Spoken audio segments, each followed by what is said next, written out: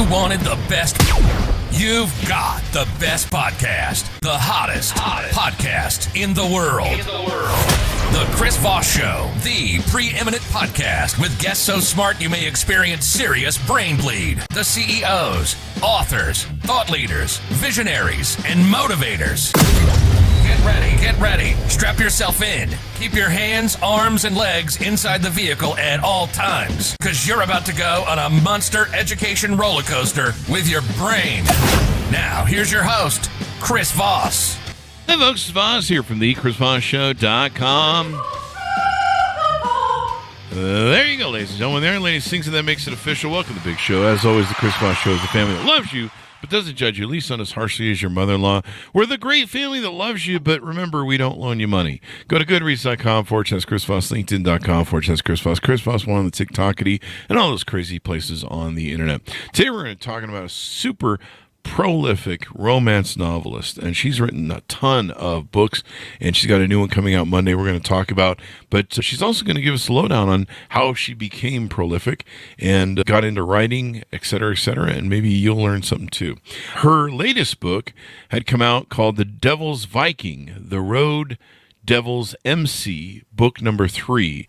Marysol James is on the show with us today. We'll be talking to her. Her new book, the book 4 in the series, we'll get into here in a second. We'll get the title from her as well. So we're going to be talking to her about all the insights of what went into her writing books. She was raised in a small town in Canada, or as I like to call it, Canada. I don't know what that means, eh? And it's still a small town at heart, and she's still a small town girl at heart. She's a cancer survivor, cinnamon bun lover, and hardcore caffeine addict. Cheers. Marysol crosses genres in her writing happily and enthusiastically. To date, she's published 30 steamy, sexy, slinky, contemporary, erotic romance novels spread over 5 different series. I just reading those verbs made my nipples hard, including the Amazon and iBooks best-selling Unseen Emmy, Dangerous Curves, and the Road series, or the Road Devil MC series, evidently written about me. Her books incorporate action, adventure, suspense, military elements, and some surprising plot twists and turns. Oh no, his pants fell off again. No, I'm just kidding. Welcome to the show, Marysol. How are you? Good. Thanks, Chris. How are you doing? I am doing excellent. It's going to be fun to have you. Yeah, should I read that, some of that part? She's published 30 steamy, sexy, slinky, erotic romances. You know, maybe you should think about recording some romance audiobooks. You've got the voice for it, you know? Yeah. And then, I don't know, there's a joke there I'm not even going to run with. But my favorite part is why they always have sex on the beach all the time. None of my characters have ever had sex on a beach. Really? I can promise you that, because it's not. No, it's not sexy. It's uncomfortable. Yeah. Sand gets in all the wrong places, I hear. Everywhere. There you go. No one needs that. That's Fridays around here. So give us what's the title of your new book that's coming out Monday for release? It's called The Devil's Pair. And it's the 4th book of the Road Devils MC, which is Motorcycle Club series. And yeah, it'll be out Monday on Amazon exclusively. There you go. Exclusively on the Amazonian. So give us the .coms. Where can people find out more about you on the interwebs? The best place is my website, which is marysoljames.com, and everything is there. All my media, all my socials, all my books, my newsletter, my email, everything is there. So if anybody ever wants to find me, go to my website. It's a one-stop shop. There you go. So give us a 30,000 overview. What's inside the new book? Oh, well, it's hard to say without getting into the first 3 books, but in a nutshell, I can say that it's a story about twins who enjoy being with a woman at the same time. So there's your sound bite. It's with one woman at the same time? Yeah. It's a book about threesomes, basically. A threesome book. Is that what they call it? I don't know why they call it. The pair, you think you said. It'd be like a thruple, except part of the thruple is twin motorcycle club brothers. There you go. Oh, so this is where the sexy, steamy, slinky thing definitely comes in. My nipples are hard again. There we go. But I'm doing my job. There you go. What is this? This is 4 of a 4-book series, correct? No, it'll be 10 books in the Okay, series. so you're going to So keep it's right on not even trucking. halfway through. No, every single member of the motorcycle club is going to get his own book. That's the way that my series mostly work. I introduce the cast of characters in the first book, and then every book in the series after that, the couple of the first book, their story carries on throughout the whole series, but every book is focused on a different couple. There you go. And in this case, it's a couple of dudes who are twins, eh? Yeah, twin brothers. Twin There you go. brothers. Well, Eh? everybody's. Your Canadian accent is really good. I'm pulling out my Canadian, yeah.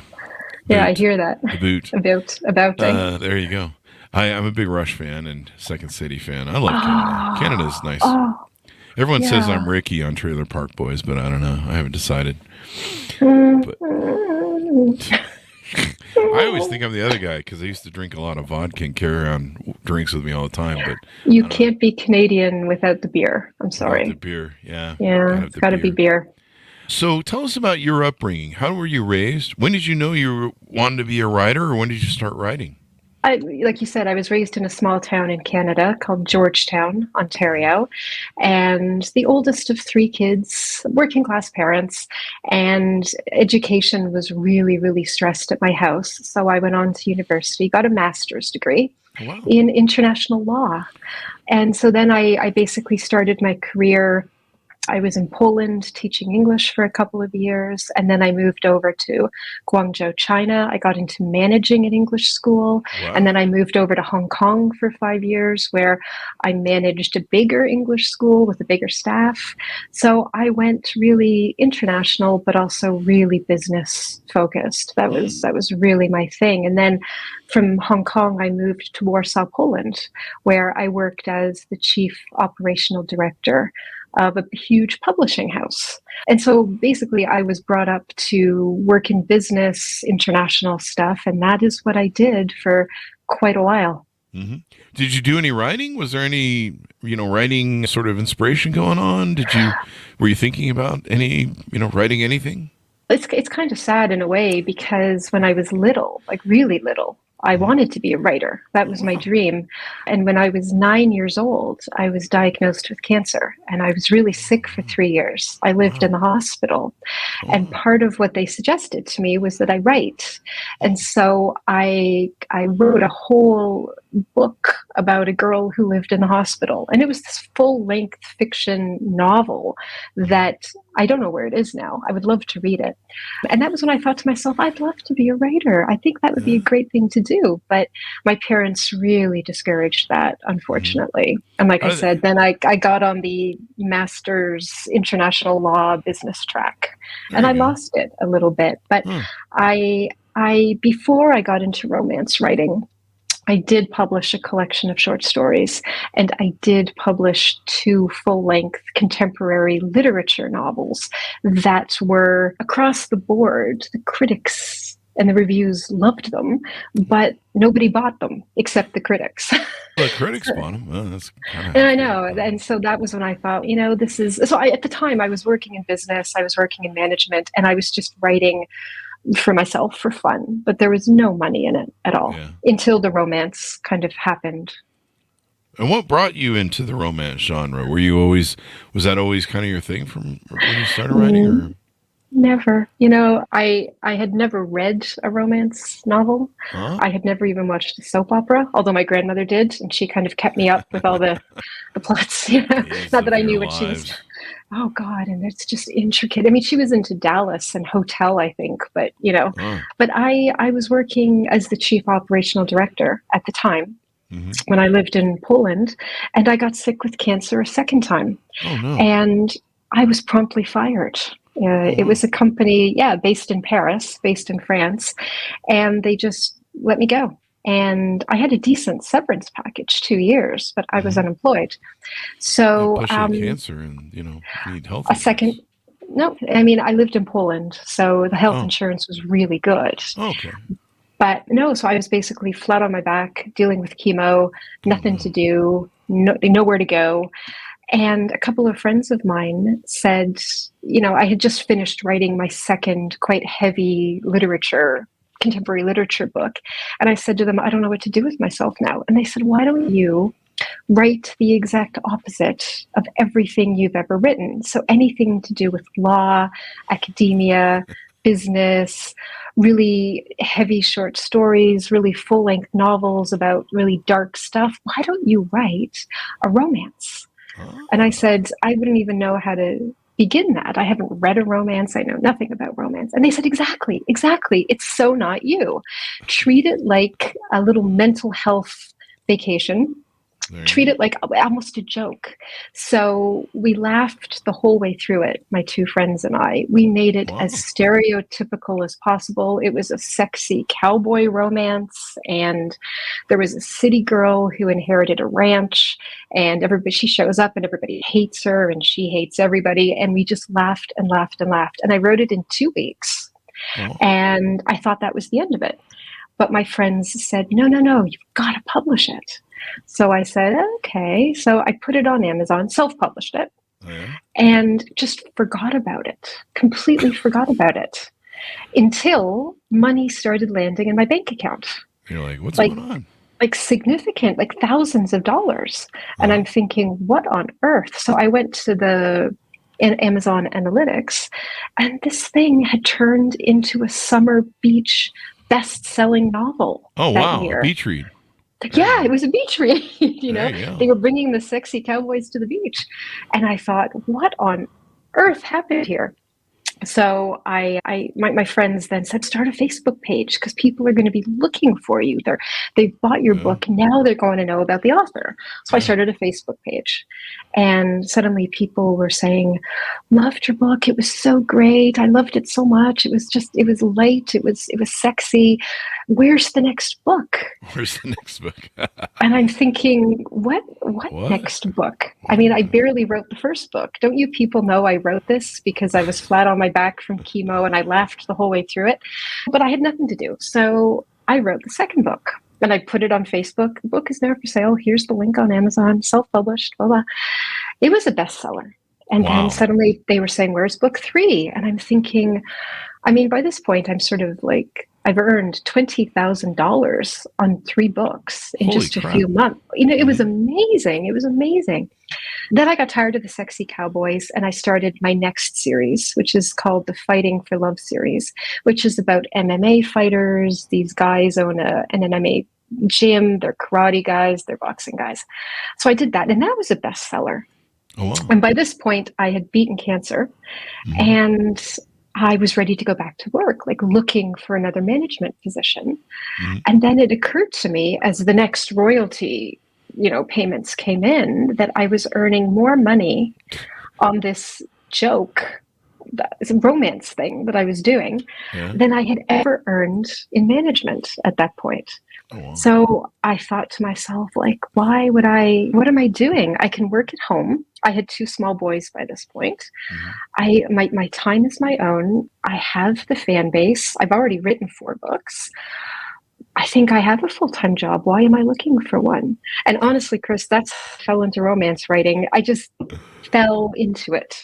So it's a classic case of sometimes a job finds you, even when you're not looking for it. There you go. That kind of happened to our podcast back, I think 5 years into our podcast. Things seemed to be slowing down, and it didn't seem to really be being a thing. And I think it was 5 or 7 years in. And so we were focused on a bunch of other stuff. And then we started noticing Apple came out with their thing where they started promoting podcasts, and they decided to become a central hub. Yes. And I started getting these messages like you, where I'm like, there's lots of downloads going on. We haven't put up anything in a year or 2 on the podcast. What's going on? Like, why is there's... And they just kept flooding in. I'm like, people are watching 2-year-old content, and they're liking it, and they're like, we better go make some more stuff for those people. That's kind of what reawoke the podcast after 7 years. We're just That's great. Well, that's great. Shit, if people like something, it's and the content was all like a year or 2 old. We'd kind of taken a break and done like 1 or 2 here and there, but I'm just like, they're watching 2 to 3 year old episodes on technology and CEO interviews. And so, yeah, it's a wonderful thing to have when your audience. But what were you doing? What were you kind of doing in between? Like you said, you were doing other stuff. We have multiple different revenue streams. So we do YouTube videos, review products. And we were making really good money on YouTube at the time, back in the good old days. And, so that was a whole different thing. So we were kind of focusing on that. But yeah, once Apple re-injected a thing back into podcasting, it really took off and it was crazy. Yeah, it's funny how one thing will just change the whole sort of course of your professional life, isn't it? Definitely. So how come these covers always have to be so salacious? Oh, yeah, because of my readers. Listen, Chris, I know my demographic. I know my readers. I know what they like. I know what they're after. I know what they buy. Yeah. It's just people are climbing all over each other in the pictures and stuff. I know, and his shirt is ripped off. Her shirt's coming off. And no one's got their shirt on in any of these Nobody. Do you know, actually, there's been a few places, like one of my series is on audiobook. The Unseen Enemy series is on audiobook.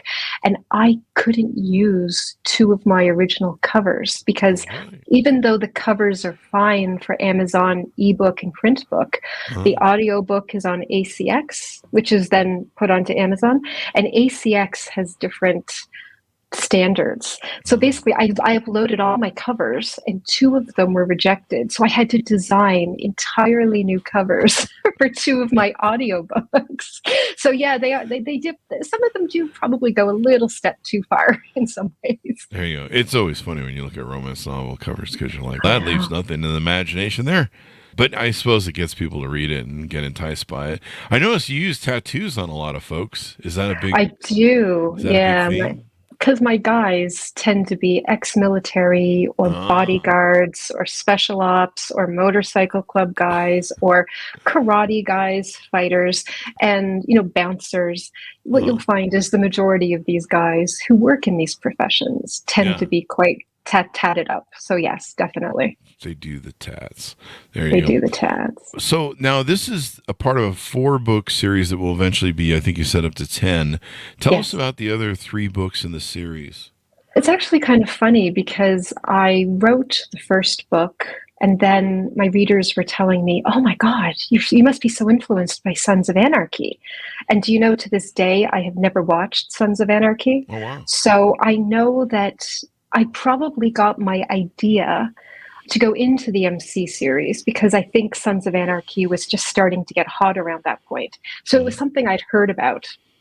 But in terms of the story that I've written, my guys are former 1%er motorcycle club guys. And the first book begins about a year after the new president, named Wolf Connor, has determined to take the club straight. So they've dropped all of their dirty blood contract money kind of situation. They're out of the drugs, they're out of the drug running, they're out of the gun running, they're out of the prostitution, and they're trying to just live off their tattoo parlor, their bar, and their garage. So this is the premise. This is where it begins. These guys are hardcore, but the ones who have decided to remain in the club are really trying to live life like they're paying taxes. And, they're really trying to be on the up and up. The problem with, I think anybody can say, with having had a bit of a past, when you try to go straight, sometimes the past starts to drag you back. And this is what the first, second, third, fourth books, this is the thread through the entire series, is these guys keep trying to do the right thing and nobody will let them do the right thing.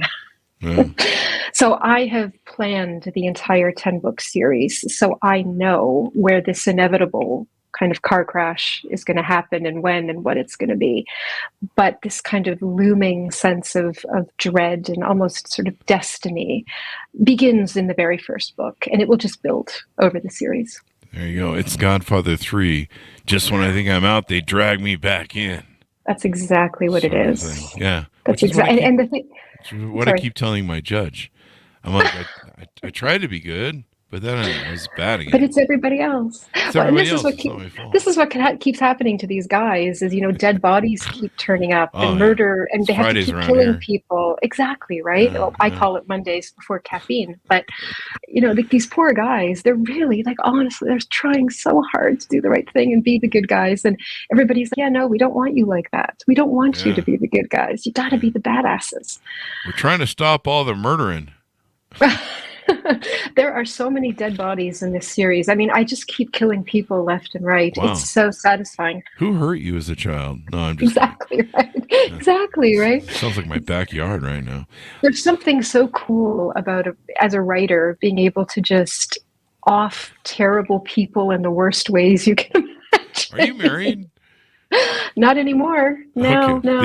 I would joke with some of the married romance novels that are always murdering people off, and I'm just like, does your husband keep one eye open at night when I suppose it is worrying to be in a relationship with me, I'd be a little bit worried. I'm so creative. I'm so creative with it as well. So we've had some ladies on the show that in their novels, if someone in life screws with them, they'll put them in their novel and kill them. You know what? Good friends of mine in Poland gave me a sign. I don't know if actually, you know what? It's literally right here. It's above my desk. Can you see that? Careful. It's backwards. Careful or you'll end up in my novel. Somebody gave me that as a gift, and it's right above my desk. This is my writing area where I'm sitting, and it's right there in front of me. And every once in a while, I think, oh, you mother. Yeah, you're going in my book. You're going in my book, and I'm going to kill you 2 books from now. And I do. And I do. Pieces and everything. And also, I torture a lot of my characters as well. So I'll skin them, I'll drown them. You know what I mean? They live. They live. They're fine. I thought this was supposed to be romantic. It is. It is. You have to read it to understand. But these MC boys are not. Yeah, they're not choir boys. There you go. It's hard to change your stripes. What is that saying? You can't take the ghetto out of the boy. It's hard to change your stripes. Yeah, I mean, in my case, you can take the girl out of Canada. Can't take the Canada out of the girl. I played hockey as a kid. Oh, there you go. That'll give you a spirit of murdering. I'm still a little bit elbows out, in the street. So I'm still shoulder barge people who won't move. If you got to get through, Target or something with, elbows out. Living in China, like getting on and off the public transport in China, it was elbows out all the way. Otherwise, you were just literally kind of like pushed back. On the wave of people. Yeah. Thank God I'm tall and broad, so I just push my way through anything. And if it was a bunch of China people, I would just, I don't know, I just post my arms on all their heads and lift myself up. You could. I'm only 5'4", and I still towered over them, so you would be really fine. I'm 6'2", and I can give people a look like, you best get out of my way. Oh, there we go. And they'd go, he has resting bitch face. We should probably get out of his way. He looks like he's not really, he's in the mood. So there you go. Tell us about some of your other novels. Now, do you have other series going on, multiple series threads that are running on different? Oh, yeah. Yeah, I mentioned the Sexy Cowboy series. That's called Open Skies, and it's 5 books, and that series is done. And then I mentioned the MMA Fighters series. That's Fighting for Love, and it's 5 books, and it's done. And then I mentioned Unseen Enemy, which is my only series on audiobook, and it's 8 books, and it's done. And then my other series is Dangerous Curves, which is about a dive bar called Dangerous Curves. This is where the bodyguards and the MC guys and all the criminals kind of come in. And that's 8 books, and that's done.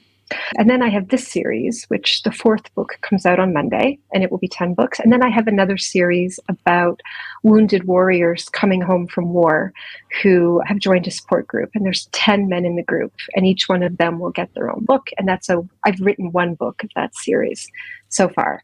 And the thing about my series is they all do interconnect. So a lot of my characters will wander sort of from series to series. And I think of them like Easter eggs for my readers because they get all excited when they're reading, the MC series book, and in walks King from the Dangerous Curve series because he's kind of a badass king. Yeah. He's got some skills. So whenever there's a situation that nobody knows what to do with, they look at each other and they say, we should call King. So King comes in on his white horse and saves the day. And my readers love that when King makes an appearance. He appears in this book as well. Just a little spoiler alert for my readers. You will see King again in book 4. You know what I was thinking? They always have all these hot, steamy sex scenes in the books. Do you have that? Oh God, yeah. Very explicit. You know what's funny though is but you know what's funny is I read my reviews. And I've stopped reading them now. After 30 books, I'm like, listen, if you want to read my stuff, fine. If you don't want to read my stuff, fine also. It's but selling. in the early days, I was really worried. Because of course, like I fell into this by accident. I didn't really know what I was doing. So I thought, I better see what the readers think. And it was funny because I would write a book. It would have, I don't know, let's say 4 quite steamy sex scenes. And I'd read a review that says, oh my God, this book was just filth. It was horrible. I threw it out the window. I've never been so offended in my life. And then the next review down would say, these are the mildest sex scenes I've ever read. I was bored. Really? How does anybody... Yeah. Wow. So I'm thinking it's about perspective, I suppose. Yeah. So for some people, it's too much, and for some people, it's not enough. But for my readers, like my fans, it's the sweet spot. And I choose that word carefully. That's what everyone's after, the sweet spot. Now, I think you have some books that are made for men on men, right? Am I seeing that right? I have one book that is 2 men, and it's my only, and it was kind of an experiment because I wasn't sure how my readers would feel about that because my demographic is largely women, but I had introduced the characters early on separately. And then I thought, you know what? I wonder how it would go over to have a gay love story. And I'd never written one. So I just thought, you know what the heck? What's the worst that can happen? It tanks, and then I go on to book 8 and everybody's happy again. But my readers loved it. They loved the fact that I did something a bit out of the box, a bit adventurous, and it actually sold extremely well. I didn't see any dip in, but I think part of the thing is that people were invested in their story because I had introduced them for so many books and they were kind of moving closer and closer together with every book. It was advancing. So I think it was inevitable that I ended up with a book for them. So I was actually really gratified to get that response. There you go. Hey, people love hot sex no matter who's involved, I guess. That's what I discovered. Yes. Do you ever make a book where everyone in it is really hot, but they're all bad in bed? I think you should make books that are closer to reality. Do you think I should do that? I'm not sure how that would sell. Do I put that under fiction, or do I put that under self-help, or do I put that under... Every sex scene is 30 seconds. And disappointing. Yeah. Everybody turns over angry. Was that it? Nobody needs a cigarette. Yeah, nobody needs a cigarette. I used to have one of my girlfriend's girlfriend used to say, it's a little hard to fake an orgasm when you can't get past the second. And I always thought that was a funny line. She wasn't too happy with her boyfriend. But doesn't sound like it. No. Yeah, but, great sex. Everyone's looking for great sex, I suppose. Some people are. Sometimes I'm just looking for a good meal first. Sometimes you give me lasagna or spaghetti or pizza or tacos. Sex, tacos. I don't know. It's a toss-up. It's a toss-up. Back rub, sex, manicure. Oh, back sex. rub. Now, back rub. Yeah. Now we're talking, right? I'm like a bear. You give me a back rub, I'll fall asleep. Actually, do you know what's actually really funny talking about like bad sex and my books? Let's just talk about this for a minute. I get messages from my readers who tell me that I saved their sex life and their marriage. Seriously. Okay, it's only been 3 emails over, 8 years, but still 3 emails and 3 marriages that I know of where they would read the sex scene or whatever and they would kind of get all hot and bothered and then kind of go and kind of attack the husband or kind of say, let's do something a bit different. I've just been inspired and I want to try something a bit different. And he's game, of course. Yeah. And it's saved marriages and it's improved sex lives. So what can I tell you, Chris? I'm gonna hand more of my married friends your novels. Seriously. So they need all the help they can get over that. Hand it over to your lady friends and you'll be attacked. You'll be attacked. That's why I always tell people, they're like, Chris, why did you never marry? I never got tired of being happy. So there you go. What's in the future for you? We know you got the book rounding out coming up on Monday, but what's on the horizon beyond that? More books, more books, more Who sex knew? scenes, Who saw that coming? more books. This is the great thing about being self-published is I'm my own boss. I run my own schedule. I do all my own promotion. I decide. I design my own covers. Like Wow. I do everything.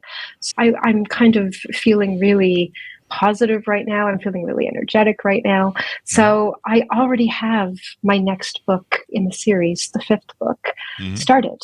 So I'm on a roll for the There you next go. book as well. Keep on rolling, girl. I mean, shall. we have prolific authors like yourself. We have on the show, and sometimes they're on the show about every 4 months. We're just like another book. Okay, all right, put them on.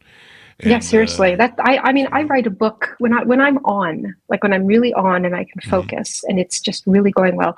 I can write a book in about 6 weeks. I know, seriously, it's so much fun. I mean, it's something that, like I said, I never planned to do. I certainly wasn't educated to do it, but it is just it's just my passion now, and it's so much fun. And I love everything about it. I couldn't picture a better job. And the whole idea that I earn a living and support myself and my son on sex scenes is shocking. Beats joining OnlyFans, you know. Beats joining OnlyFans. But it's my life. It's my life, and it's how it's going. And I wouldn't choose anything different at this point. Well, women love it. Have you ever been approached by a big publishing house to try and buy you up? Never. No. And it's actually kind of interesting because people keep asking me if any of my books are going to be made into a TV show or a movie. And I think it's the Sons of Anarchy thing again, where there was a series of Motorcycle Club series. And I keep thinking, my son is in college right now studying film and filmmaking. And I keep thinking, you know what, maybe I should. But then the thought of having to sit down with my son and plan out. Don't do that. A sex scene. I mean, I feel like that's traumatic for the poor child. Don't do so, that. no, but I would be so open to working with somebody, not a publishing house, because I've got friends back in Canada who work with publishing houses, and if they get a book out every 2 years, they're lucky.